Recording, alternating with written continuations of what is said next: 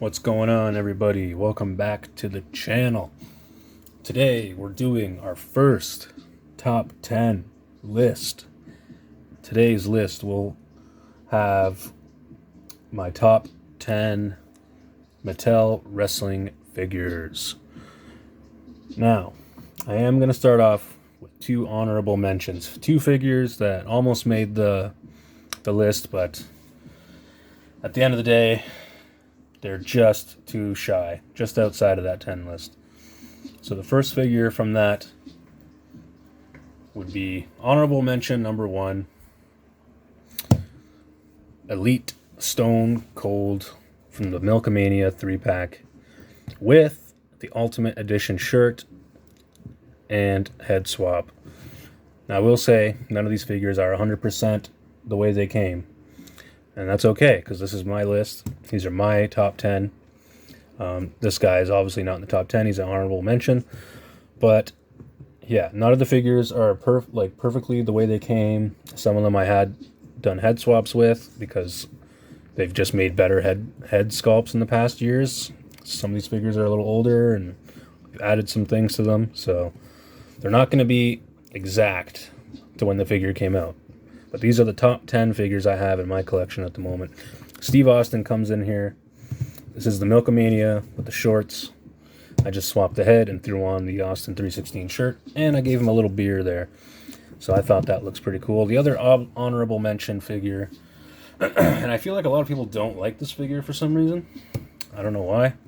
But the Elite 75 Jeff Hardy. I really like this figure a lot. I think it's because around this time, I thought he was just doing something really cool and different, like with the face paint and the glow paint and stuff. I feel like you never really saw that before. But yeah, removable shirt. Great likeness to Jeff Hardy. Maybe the hair isn't totally accurate, but I'm not too sure. But everything else looks pretty amazing. The only thing this figure would have been amazing if it had, or if they made a chase maybe, that was actually glow in the dark. That would be pretty awesome. But yeah, these are my two honorable mentions. Let's go and start with number 10. All right, coming in at number 10, we have Team Angle, Kurt Angle from Elite Series 59. Pretty great figure. He also came with a little stand with a picture of him and stuff, but I don't know. I just threw that in the bin. Yeah, the jacket's great. Really screams 2003 Kurt Angle. My favorite era of Kurt Angle was 2003, 2004 era. Probably more 2003 when he was having that feud with Brock, and he had Shelton Benjamin and Charlie Haas on his team. And yeah, just a great figure, man. He comes with his medals. The attire is great. The coat comes up, their jacket comes off very easily. He has that tat on the back. Just a great figure. One of the best wrestlers ever to do it. And yeah, there is number 10, Kurt Angle. All right, coming in at number 9, we have the Ministry Undertaker. I believe this was the Network Spotlight Undertaker. It came with a robe, which is currently on a basic. I will say I have the Ministry basic because, I don't know if you guys can tell, but I did do a head swap with the basic series. I don't remember the name, what basic series, but it was the Ministry Undertaker. And the head sculpt on that one was way better than the one that was on this Elite. So I did do a head swap. I think it looks way better. Way better. We got the belt on him there, looking great. I would pose him with that coat, but it does kind of like cover his like hair and stuff up. I like kind of seeing his tattoos and everything, so that's another reason why I don't have it on. But yeah, just Ministry Undertaker, probably around the time where I was like watching wrestling as a small kid, 1998, around that era, just falling in love with it. This is how I'll always remember The Undertaker. Like this, and like the American Badass, because that was mostly what I saw him as. Around the time where he came back as a dead man, back in 04, I think it was. I started kind of dwindling out of wrestling a little bit, but he was still a badass in 04. Would like to get an '04 Taker with the shorter hair and the dead man look where he fought Kane at WrestleMania. But yeah, there is the Ministry Undertaker coming in at number 9. Dead Man Walking. All right, and coming in at number 8, we have, I believe this is a U.S. Target exclusive only. So I ended up getting this figure shipped. I paid a little extra for it. Got it from a friend. He did not come with these chains. I did add these chains to him. I thought they looked really cool. I do have to get a black towel for him, a custom little made towel. But yeah, this is the Decade of Domination Kane, I think. Another awesome figure from an era where I was falling in love with wrestling. When he took his mask off after that loss to Triple H. Yeah, I just thought he was so menacing at the time. He chokeslammed Bischoff off the stage. I'll never forget that. His entrance song by Finger 11, we all love it. Finger 11 was a band from Burlington, Ontario, so shout out to them. They're not too far away from me. But yeah, there is Kane. He comes with that removable mask. He came with an alternate head with a beard. I have that head stashed away somewhere, but I do pose him without the mask. I just need to get a nice little black towel to put over him. He has that little shackles on his wrist, and I honestly don't know where I got these from, but they work perfect for this figure. So yeah, coming in at number 8, we have the Big Red Machine Kane.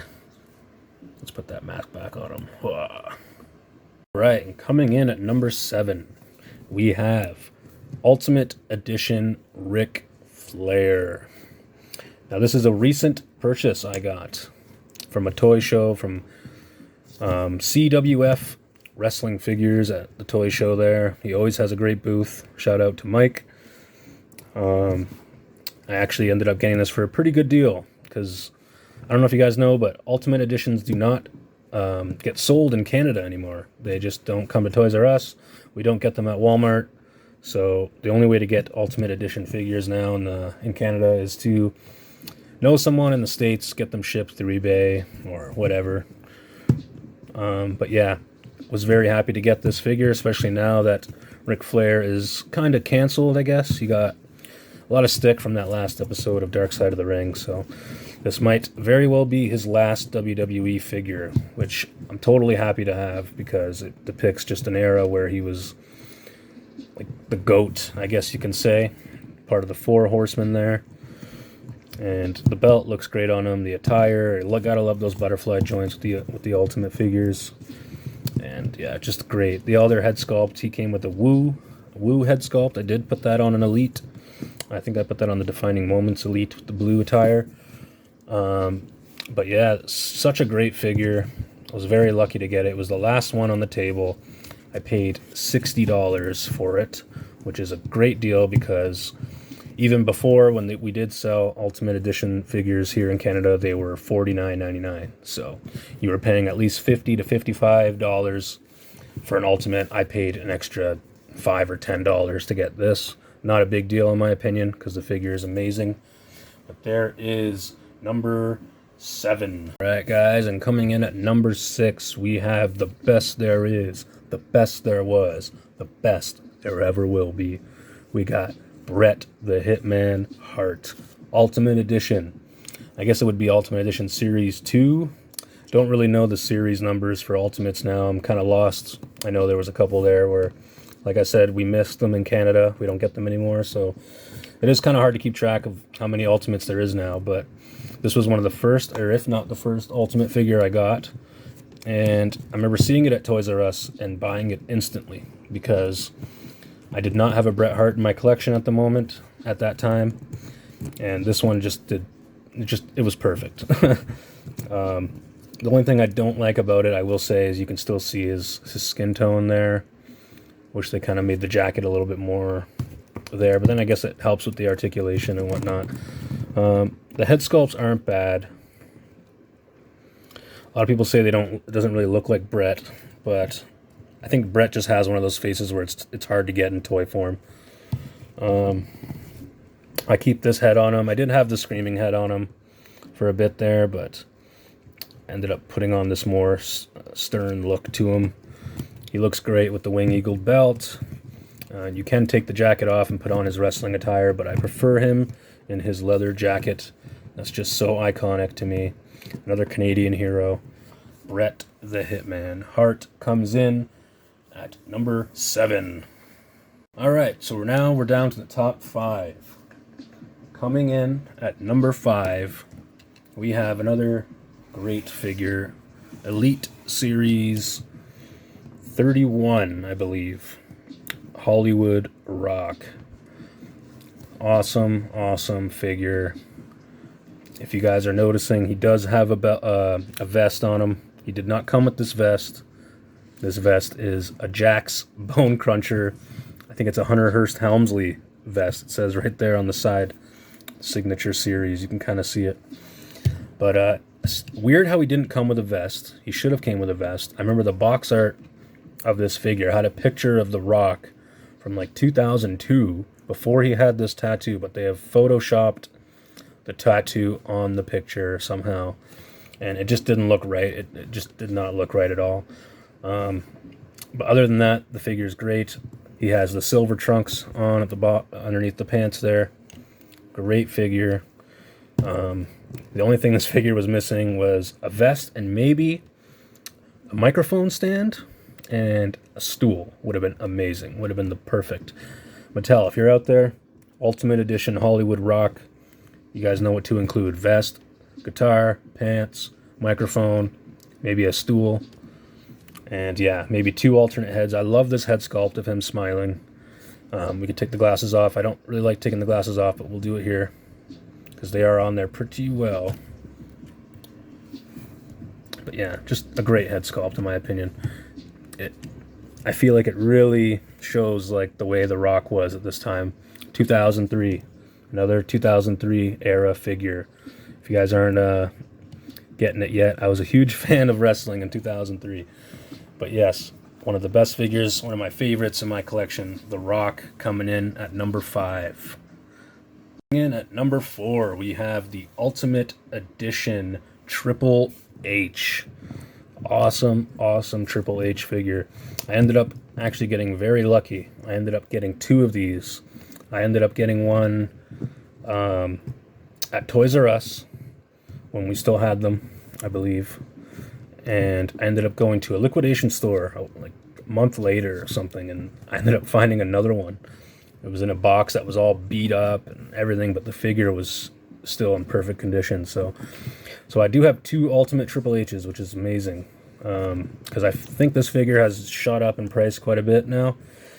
Pretty much all the Ultimates do. That's the one thing about the Ultimate figures. You got to get them when they come out, or else you can miss out. And they do skyrocket to over $100. So unless you're loaded and don't care, I suggest you guys jump on those Ultimates as soon as they get announced and as soon as they're pre-ordered. I don't even know if that's a word, pre-orderable, but I love this look. I have him pointing. This actually reminds me a lot of the SmackDown Shut Your Mouth video game cover, so that's awesome. Yeah, just a great figure. You gotta have him pose with that sledgehammer. The game, Triple H, what more to say? Great figure. He did come with the mesh, the metal mesh that goes over his chest from, I believe that was WrestleMania 2000. Could be wrong. Let me know in the comments. I forget when he wore that chain mail over his chest. But great figure. Triple H coming in number 4. All right, guys, and coming in at number 3, we have the Ultimate Edition NWO Hulk Hogan. Hollywood Hulk Hogan. One of the most awesomest, I don't even know if that's a word either, one of the best figures that Mattel has released to this day. We were supposed to get it years and years ago, but then Hulk Hogan ended up leaving the company for some issues we will not talk about. But when he arrived back in the company, this was one of the first figures Mattel got out. Thank God they made it, because we definitely needed this figure. We had the Storm collectibles for a nice little placeholder in the Mattel collection. That figure still looks great. I've never seen it in person, so I can't say too much about that figure, but this one is just amazing. The belt, it has the NWO sprayed on it. I think it came with 3 different heads, different hands. He probably should have came with a spray paint can. That's probably the only thing missing. A spray paint can would have been nice, but his glasses and his bandana are removable. There is the Hulkster, and he does have the Velcro in the front of the shirt, so he can do that Hulk Hogan tear that we all know and love. But yeah, great Hulk Hogan figure, one of my favorites in my collection. I used to have the WCW Toy Biz version a long time ago, and that was probably one of my first wrestling figures, probably in my top 10 first figures I ever had as a kid, which I don't have it anymore, which sucks. I wish I still had that figure, but this one just blows that one way out of the water, of course. Way more detail, way better articulation. But there is Hollywood Hulk Hogan coming in at number 3. All right, guys, coming in at number 2, we have the Defining Moments Stone Cold Steve Austin with the Ultimate Edition angry looking face, which I think makes this a perfect figure. I don't mind the Ultimate Edition figure. He has great articulation in the arms, but however, I think that figure is a little too tall for Steve Austin. I think Steve Austin is not that tall of a guy. Like, I always remember The Rock being taller than him, and The Rock's only like 6'2" or something. So the Steve Austin Ultimate looked like he was about 6'1", 6'2", which didn't look right to me. But he's still on the shelf. He's got some accessories. He's holding. He looks cool. But out of all my Steve Austins in my collection, this one is number 1, especially now with this new head sculpt and this new blue WWF Championship. Great vest on the guy. Tattoos looking good. Just one of the best figures. I'll never forget going to Walmart when Defining Moments first came out. They had like 6 of these. They had like 6 of the Hogans. Like, I think the Sting was out around that time. That was another figure that almost made the list, by the way, is the Defining Moments Sting. But yeah, this Steve Austin, I think, is the perfect Steve Austin now. The only thing maybe Steve Austin figures should come with, but they don't, is obviously those middle fingers. But we can customize that and do that ourselves. I haven't gone to doing that yet. Maybe in the future I'll do that. But yeah, Steve Austin, Stone Cold, coming in at number 2. And coming in at number 1, my favorite Mattel figure in my collection is the Mattel Ultimate Edition The Rock. Probably the perfect Rock figure we've gotten. The only downside to this figure is the fact that he did not come with the Lay of the Smackdown armbands, or elbow pads, I guess they're called. It would have been nice to have those. I get why we don't have them. Maybe they just forgot. They ended up adding them in that 2-pack with Mick Foley. So if you wanted to really get those elbow pads, you would have to go get that 2-pack that they just announced. I don't know if it was a ringside exclusive or not, but also, this is not the shirt or microphone that came with this figure. He did come with the Brahma Bowl on his shirt, the blue one, but I did swap it out for this one. I don't know, I just felt this one looked good. Same with the microphone, the SmackDown microphone. The figure that came with this shirt and this microphone I have just in wrestling gear, head swapped with the Ghostbusters Rock to make it look more like a WrestleMania 18 Rock. But yeah, I think this is probably the best Rock figure we've gotten, I would say. The face is perfect. He's got that eyebrow. Of course, with Ultimate Editions, you're going to have some paint defects here and there. Like, we got the missing hair color right there, but you can't see it when you're looking at it like that, so it's not bad. But whenever you tilt his head up, you can kind of see that. So maybe I can get that fixed one day, paint that up. But other than that, this is hands down the best Rock figure we have to date. I was gonna get that Ultimate Edition Rock with like the newer style Rock from like 2011 or 12, whenever that era was. But I figured maybe if I see it at a toy show one day, I'll get it. But I do have the Elite. I don't even know what Elite it is. It's very old. One of the first Elites with his new tat and all that from 2011. But this one is my favorite. Yeah, there's my top 10 Mattel wrestling action figures. Let me know if you guys enjoyed the video. Hit the like button if you would liked it. If you guys want to see more top 10 videos, let me know in the comments. I was thinking of doing a Jack specific Ruthless Aggression era style top 10. So stay tuned for that in the future, hopefully. I will have another review going up this week. I will review the Star Wars Black Series Wrecker. So stay tuned for that review. But yeah, guys, thanks for watching, and have a good one.